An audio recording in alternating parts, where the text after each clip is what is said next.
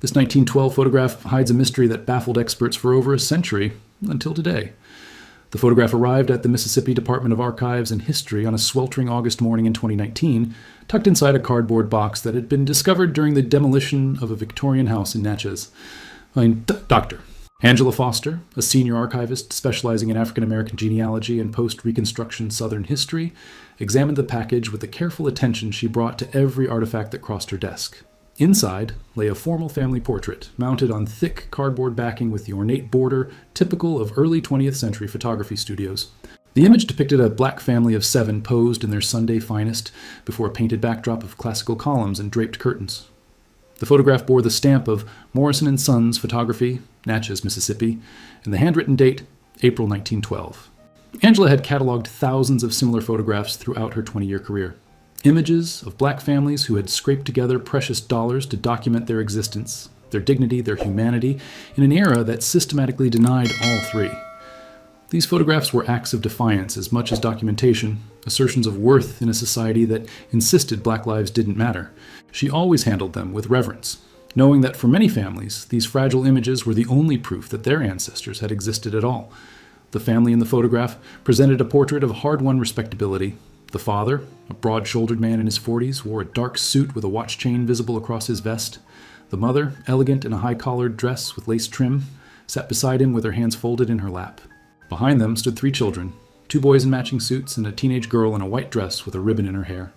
And seated in the front row, between the parents, were 2 younger girls, perhaps 6 or 7 years old, wearing identical dresses with their hair in neat braids. Angela was about to set the photograph aside for routine cataloging when something made her pause. She leaned closer, adjusting her glasses, certain that her eyes were playing tricks on her. One of the young girls in the front row, the one seated to the left of the mother, had features that seemed incongruous with the rest of the family. Her hair, though braided like her sister's, was straight and light-colored, almost blonde. Her skin, visible on her face and hands, was pale, not the light brown of mixed heritage that was common in that era, but unmistakably white. Her eyes, though difficult to discern in the sepia tones, appeared to be light-colored as well. Angela's heart began to pound as she examined the image under magnification. And there was no mistaking what she was seeing. A white child, dressed identically to her black sister, posed as a full member of this black family in Mississippi in 1912, the very heart of Jim Crow segregation, where such a thing would have been not just scandalous but potentially deadly. What was this child doing in this photograph? Who was she? And how had her existence remained hidden for over a century? In 1912 Mississippi, the racial order was absolute and brutally enforced. The state had led the South in codifying white supremacy into law, implementing poll taxes, literacy tests, and grandfather clauses that had effectively disenfranchised black voters by 1890. Segregation extended into every aspect of daily life. Separate schools, separate churches, separate water fountains, separate cemeteries. Interracial relationships were not merely illegal, but potentially fatal. Black men had been lynched for far less than looking at a white woman, and white families who violated racial boundaries faced social ostracism and economic ruin. Against this backdrop, the photograph in Angela's hands was not just unusual, it was impossible. A white child could not have been publicly acknowledged as part of a black family without catastrophic consequences for everyone involved. The photography studio would have been shut down, the family would have faced violence or expulsion from the community, and the child herself would have been removed by authorities and placed in a white institution. Yet here was the evidence, a formal portrait, professionally produced, depicting exactly such a situation. Angela began her investigation by researching the photography studio. Morrison & Sons had operated in Natchez from 1885 to 1923, serving primarily the city's black community during an era when most white-owned studios refused to photograph black subjects, or relegated them to back entrances and after-hours appointments. The studio had been founded by Abraham Morrison, a formerly enslaved man who had learned photography during Reconstruction and built a successful business, documenting the lives of black families throughout Adams County. His meticulous record-keeping had survived in fragmentary form, and Angela hoped that somewhere in those records she might find information about the family in the photograph. The studio's logbook for April 1912 contained the entry she was looking for. April 14th, 1912. Robinson family portrait. Full family, 7 persons. Paid in full, $2 to $50. The Robinson name gave Angela her first concrete lead. She turned to census records, church registries, and property documents, piecing together the history of a family that had lived and died in Mississippi over a century ago. What she found raised more questions than it answered. The 1910 census listed the Robinson household as containing Samuel Robinson, age 42, occupation, blacksmith, His wife, Hattie, age 38, their children, Marcus, 17, Josephine, 14, Bessie, 12, Ruth, 8, and Sarah, 6. All were listed as Negro or Black. There was no mention of a seventh family member, no indication of a white child living in the household, yet the photograph clearly showed 7 people, and one of them was unmistakably white. Angela knew that census records from this era were notoriously unreliable, particularly for black families who had good reasons to be cautious about what information they shared with government officials, but the complete absence of the mysterious child from any official record suggested something more deliberate than clerical error. Someone had gone to great lengths to ensure that this child's existence was never documented, which only made Angela more determined to discover who she was. The breakthrough came from an unexpected source. While searching through digitized church records from Natchez' black congregations, Angela discovered a baptismal registry from Zion Baptist Church that contained an entry dated March 1906. Pearl, infant daughter of Samuel and Hattie Robinson, baptized this day in the name of the Father, Son, and Holy Spirit, born February 2, 1906. The entry was notable for what it didn't contain. Unlike every other baptismal record in the registry, there was no notation of the child's race, no indication of her parentage beyond the Robinson names, Pearl.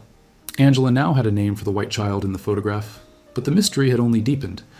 If Pearl had been baptized as the daughter of Samuel and Hattie Robinson in 1906, she would have been 6 years old in 1912, the right age for the younger girl in the photograph. But how could a white child have been born to black parents? And why would a black family in Jim Crow, Mississippi claim a white child as their own, knowing the dangers such a claim would bring?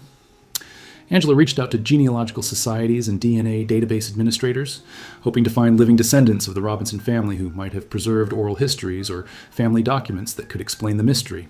Her inquiries eventually led her to Lorraine Washington, an 84-year-old retired nurse living in Chicago, whose grandmother had been Bessie Robinson, the teenage girl standing in the back row of the photograph.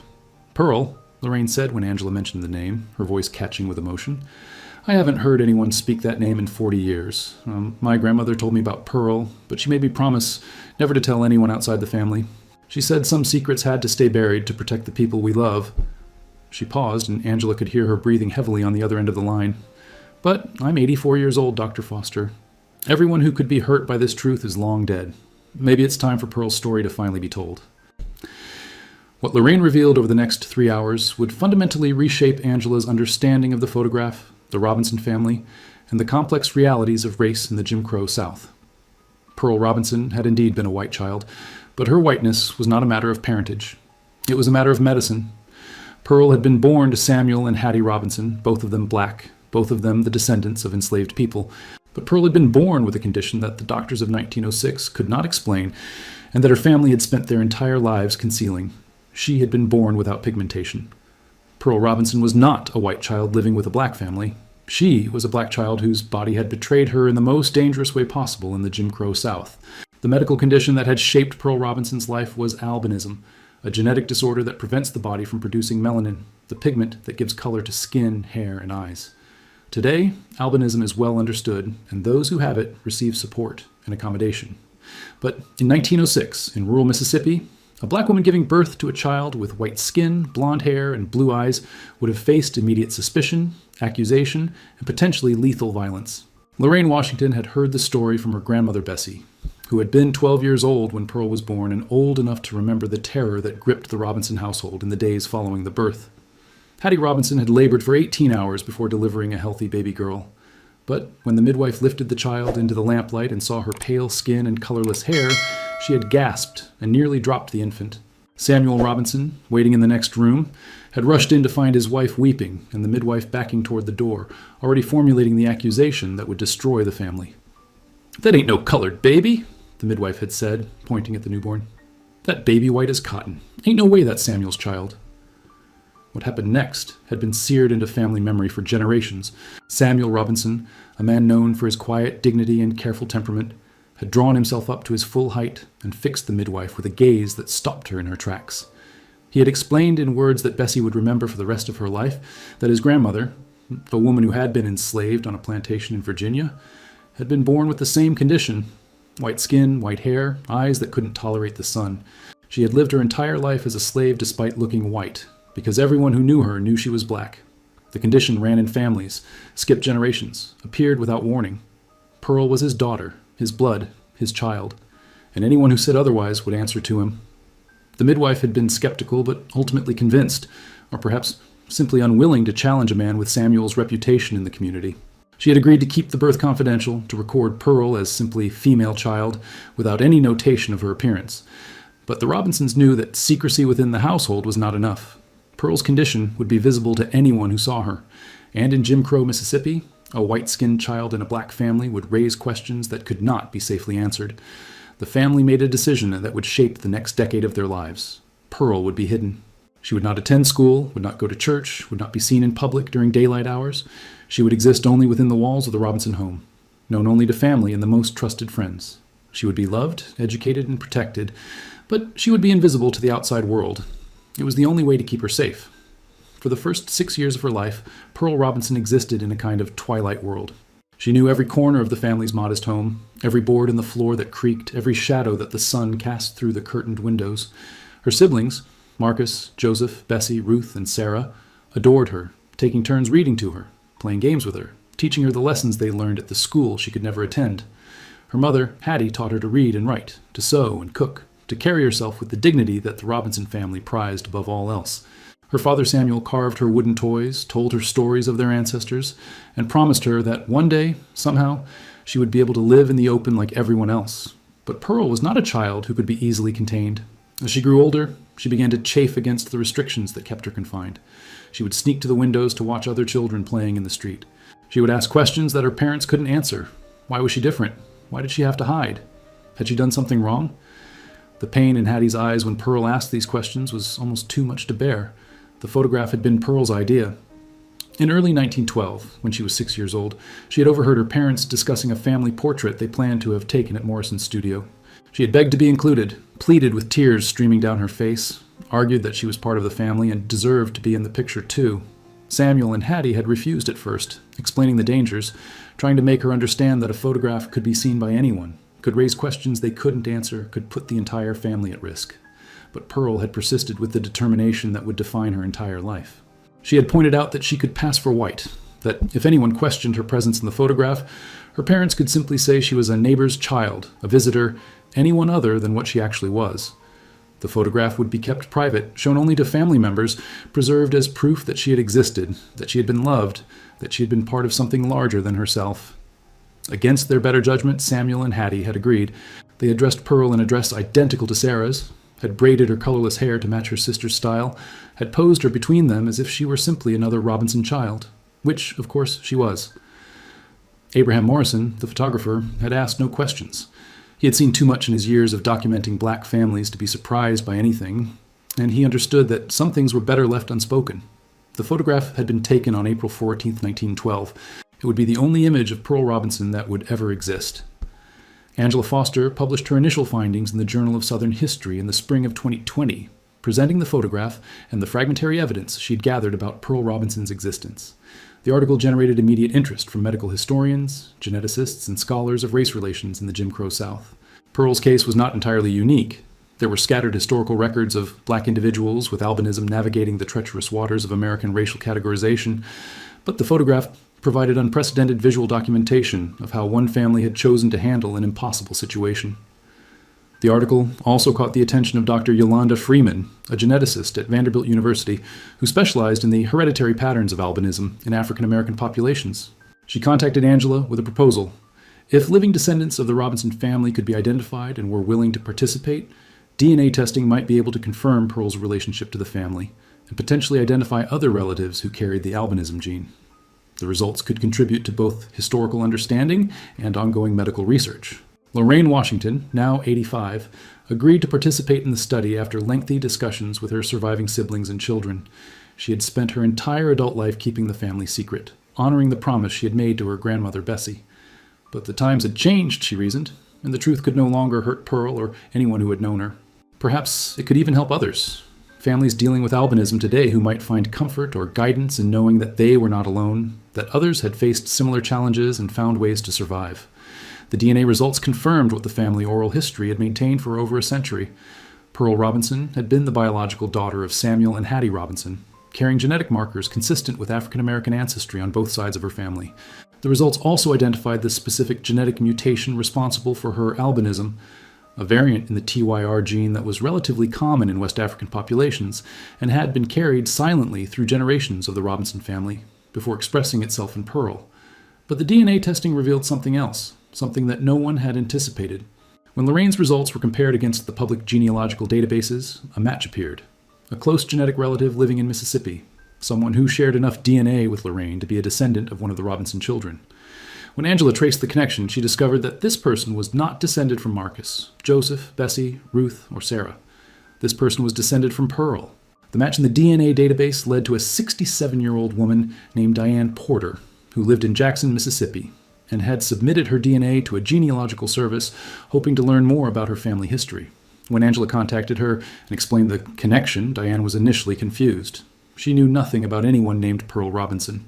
Her family history, as she understood it, began with her grandmother, a white woman named Pearl Mitchell, who had married a white man named Thomas Mitchell in 1928, and had raised a family in the white community of Vicksburg, Mississippi, never giving any indication that she was anything other than what she appeared to be. "You're telling me my grandmother was black?"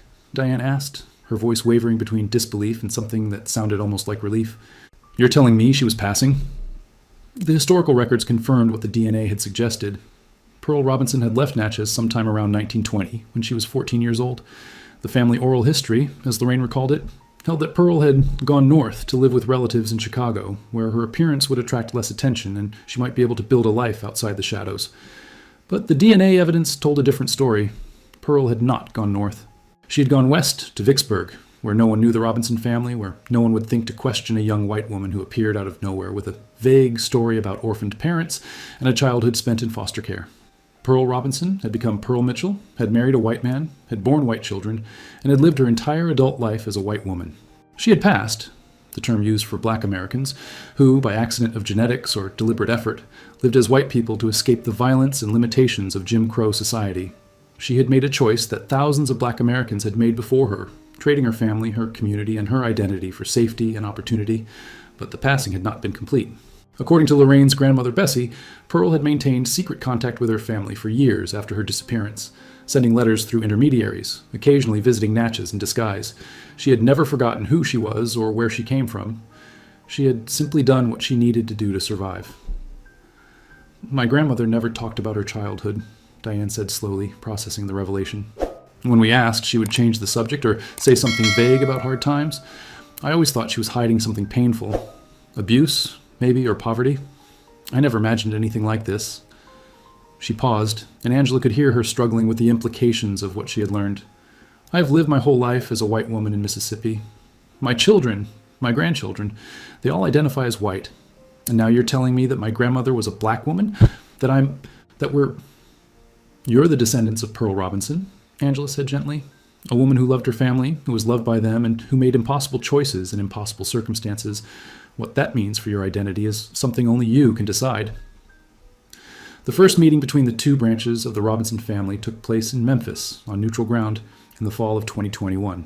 Lorraine Washington traveled from Chicago with her daughter and two grandchildren. Diane Porter came from Jackson with her son and daughter-in-law. They gathered in a private room at a downtown hotel, 7 strangers who shared blood and history but had never known of each other's existence. The initial moments were awkward, filled with the peculiar tension of people who are simultaneously intimates and strangers. Lorraine, at 86, was the eldest person in the room and carried herself with the quiet authority of someone who had lived long enough to see many impossible things become possible. Diane, at 68, seemed smaller somehow, diminished by the weight of the revelation that had upended her understanding of herself and her family. It was Lorraine who broke the silence. She reached into her bag and withdrew a photograph, the same image that had started Angela's investigation, now framed in simple black wood. "This is your grandmother," she said, handing the frame to Diane. "This is Pearl sitting right there between her mama and her daddy. This is your family." Diane stared at the photograph for a long moment, tears streaming silently down her cheeks. She traced her finger over the image of the pale young girl seated among her darker siblings, the girl who would grow up to become her grandmother, the girl who would spend her entire adult life hiding who she truly was. "She looks so happy," Diane whispered. "She looks like she belongs." "She did belong," Lorraine said firmly. "She was a Robinson through and through. The color of her skin didn't change that. Nothing could change that. My grandmother Bessie talked about Pearl until the day she died. She said Pearl was the bravest person she ever knew, not because she left, but because she never forgot where she came from. She never pretended her family didn't exist. She just couldn't be with them openly, not in that time, not in that place. The conversation that followed lasted for hours, ranging across generations of family history, across the divide of race that had separated these two branches for over a century. Lorraine shared stories she had heard from her grandmother, about Pearl's childhood in hiding, about her insistence on being included in the photograph, about the tearful goodbye when she left Natchez for the last time. Diane shared what she knew of her grandmother's later life, the husband who adored her, the children she raised, the secret she carried to her grave in 1987. By the time they parted, something had shifted. They were still strangers in many ways, still separated by the vast gulf of experience that divided black and white lives in America. But they were also family, bound by blood and history and the remarkable woman who had bridged two worlds without ever fully belonging to either. Angela Foster published her complete findings in 2022 in a book titled Pearl, A Family Secret in Black and White. The book traced Pearl Robinson's life from her hidden childhood in Natchez through her transformation into Pearl Mitchell of Vicksburg, documenting the impossible choices she had faced and the courage it had taken to survive. It explored the broader history of passing in the Jim Crow South, the thousands of black Americans who had crossed the color line and the families they had left behind. And it grappled with the complex questions of identity, belonging, and truth that Pearl's story raised. The book attracted national attention, sparking conversations about race, genetics, and the arbitrary nature of the categories that had defined American life for centuries. Medical professionals used Pearl's case to educate the public about albinism, emphasizing that it was a genetic condition that could affect anyone regardless of race. Historians cited the book as evidence of the fluid and contested nature of racial boundaries in the Jim Crow era. And thousands of families with their own secrets, their own relatives who had passed, their own branches that had been separated by the color line, reached out to share their stories. For the Robinson and Porter families, the publication brought a measure of closure but also opened new wounds. Some of Diane's relatives refused to accept the truth, insisting that there must be some mistake, that their family had always been white and would always be white.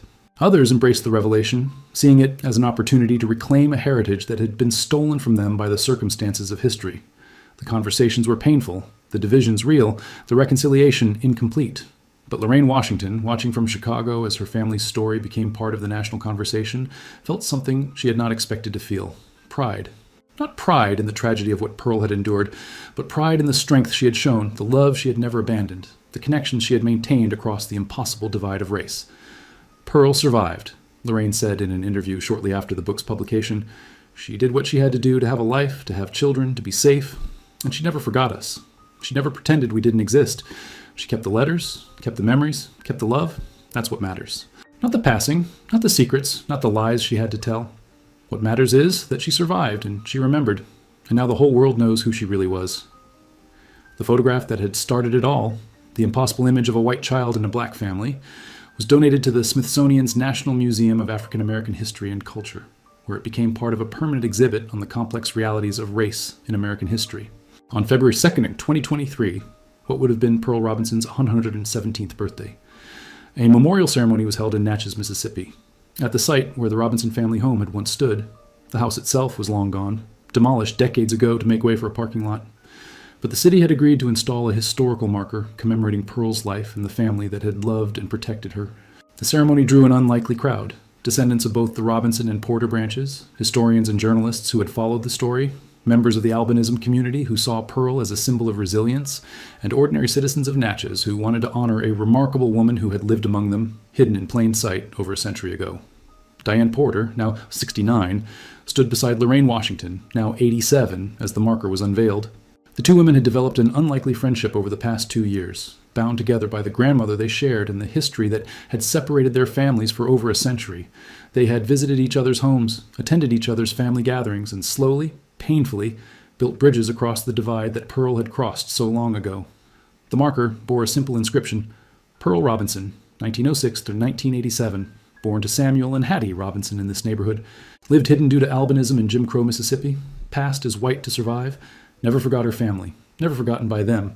Her life reminds us that the boundaries we draw between people are never as fixed as they seem. Lorraine spoke first, her voice steady despite her age.